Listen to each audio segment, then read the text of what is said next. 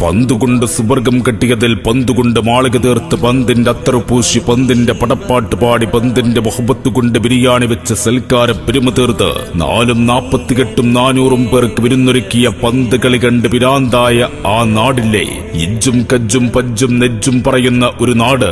അടിമച്ചങ്ങലയുമായി വന്ന ബ്രിട്ടൻ പട്ടാളത്ത് വാഴക്കൂമ്പ് വെട്ടുന്നത് പോലെ വെട്ടിക്കെടുത്ത് കോട്ടക്കുന്നിന്റെ മുകളിൽ അടക്കം ചെയ്ത ആ വലിയ പ്രമാണിമാരില്ലേ, പൂക്കോയത്തങ്ങൾ കെട്ടിക്കൊടുത്ത ഏലസിന്റെ കരുത്തിൽ ഒരു വെടിയും ഞങ്ങളുടെ ഇടനെഞ്ചു തുളക്കില്ല. ഇനി തുളച്ചാൽ തന്നെ പടച്ചോന്റെ കിതാബിൽ ചുവന്ന പട്ടുചാർത്തുന്ന ഷഹീദന്മാരായ ഞങ്ങൾ ജന്നത്തിലുണ്ടാകും എന്നുറപ്പിച്ച് പേടിയോട് പോടാ എന്ന് പറഞ്ഞ ആ ആൺകുട്ടികളില്ലേ, അതെ, മലപ്പുറത്തിന്റെ സുവർഗ ഭൂമികയിൽ നിന്നും അവർ വരുന്നു.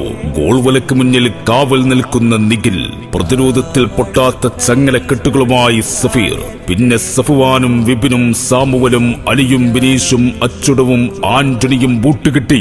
കണ്ടവരും കേട്ടവരും പറഞ്ഞത് സൂപ്പറാണ്, കളിക്കമ്പക്കാരും പറഞ്ഞത് സൂപ്പറാണ്, കളി എഴുത്തുകാർ എഴുതിവെച്ചത് സൂപ്പറാണ്, കളി പറച്ചിലുകാരും കൈയടിച്ചവരും കഥ പറഞ്ഞവരും പറഞ്ഞു അവർ തന്നെയാണ് സൂപ്പർ. സൂപ്പറിൽ സൂപ്പറായ അസാസ് LED light super studio Malappuram ഇന്ന് മൈതാനത്തിന്റെ ഒരു ചേരിയിൽ.